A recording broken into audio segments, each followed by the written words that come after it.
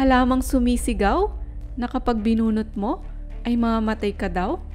Posible nga ba ito? Yan ang aalamin natin sa video na ito. Hi! Tayteli here! Marahil narinig mo na ang halaman na kumakain ng hayop at insekto. Ang halamang sumisigaw.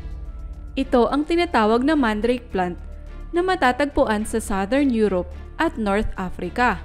Kung napanood mo na ang dating movie na Harry Potter and the Chamber of Secrets, makikita mo ang mga mandrake sa istorya kung saan tinuruan sila ni Professor Sprout kung paano magripat nito at kailangan ay hindi aalisin ang kanilang earmuffs dahil kapag inalis nila ito ay maaari silang mamatay dahil sa tunog na ginagawa nito. Pull it sharply out of the box. Ang mandrake, o kilala rin sa tawag na mandragora, ay isang stemless, perennial herb na may malaking ugat na maaaring umabot ng 2 feet ang haba. Ang ugat na ito ay tila mukhang tao na nagre-resemble sa babae o lalaki. Mukha itong baby kung maliit pa lamang at nagmamature rin ang itsura kapag lumalaki ang halaman. Maraming namuong superstitions sa halamang ito at sinasabing may taglay itong mysterious at demonic qualities. Base sa mga legend, kapag hinukay ang ugat nito ay sisigaw ito at ang sino mang makarinig umano ng tunog na ginagawa nito ay mamamatay. Kaya naman ang ginagawa nilang paraan noong unang panahon upang makuha ito ay hinuhukay nila ang paligid ng ugat hanggang sa ma-expose na ang lower part nito. Pagkatapos ay itatali nila ang isang aso dito at papasunurin sa kanila upang madaling mahila ng aso ang halaman. Dahil dito, ang aso ang mamamatay dahil siya ang bumunot ng mandrake at hindi ang amo nito. Matapos nito, maaari na nilang hawakan ang halaman nang walang takot. Makikita rin ang halamang ito sa Bible, na mention ito sa Book of Genesis, chapter 30, verse 14 to 16. Ang biblical use nito ay generally attributed sa fertility power nito. Tila kinukonekta ng scripture ang fragrance nito sa sexuality. Ang iba ay naniniwalang mayroon itong magical powers at karaniwang ginagamit sa paggawa ng spells at amulet na pinaniniwalaang nakakapagbigay ng good fortune. Noong medieval times, isa raw ito sa mga key ingredient ng witches' flying ointment recipes as well as sa mga magical potions at brews. Simula noong late Middle Ages, pinaniniwalaang pinapahid ito ng mga witch o kaya kinakain para matulungan silang lumipad para makapunta sa gatherings kasama ang iba pang mga witch. Sinusunog rin ito ng ancient Greeks bilang incense. Ngayon, ginagamit pa rin ito sa contemporary pagan traditions tulad ng Wicca at Odinism. Ang mandrake plant ay member ng sikat at nakamamatay na nightshade family o mga halaman na nagtataglay ng solanine na karaniwang nagtataboy ng insekto. Ang solanine na ito ay isang highly poisonous alkaloid na nakakapag-cause ng maraming side effects tulad ng drowsiness, confusion, heart problems, dry mouth, overheating, vision problems, hallucinations, at problems with urination, kaya dapat itong iwasan at hindi dapat kainin.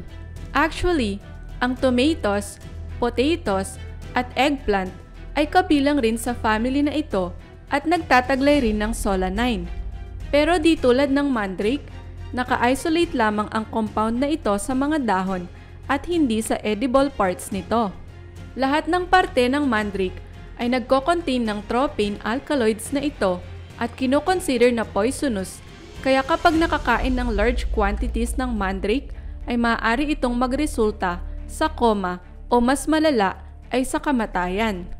Bukod pa sa solanine, mayroon pa itong scopolamine, atropine at mandragorin na may malala namang epekto sa central nervous system. Sobrang toxic ng buong parte ng halamang ito, kaya naman ang pagbebenta ng mandrake ay ipinagbabawal sa ibang bansa at ang modern uses nito ay limited na lamang. Although hindi edible ang mandrake, nagagamit ito minsan sa folk medicine.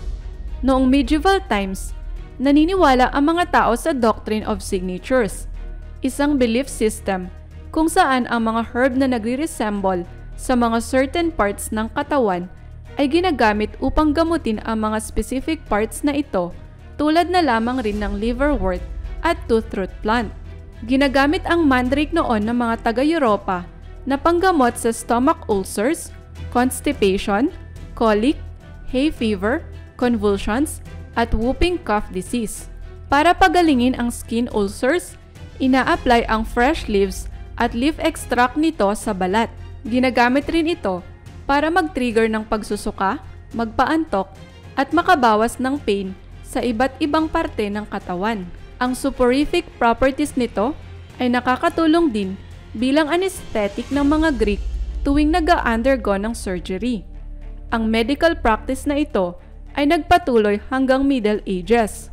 Sinasabi nga na ito ang halaman na may kakayahang makapatay at makapagpagaling, at ang ugat at mga dahon nito ang karaniwang ginagamit para doon. Ginamit rin ito ng mga Griego bilang aphrodisiac, kung saan binababad ang ugat nito sa wine o vinegar. Dagdag pa ang sweet scent ng fruit nito na nakakapag-increase din ng interest for sexual activity. Dahil dito, kinoconsider ito bilang Viagra of the Middle World at kilala rin sa katagang love apple of the ancients. Ina-associate din ito sa Greek goddess of love na si Aphrodite. Dagdag pa riyan, ilang centuries na ang nakalilipas ay naniniwala ang mga kababaihan na ang bizarre-looking plant na ito ay makakapag-induct ng conception, kaya naman inilalagay nila ito sa ilalim ng kanilang unan.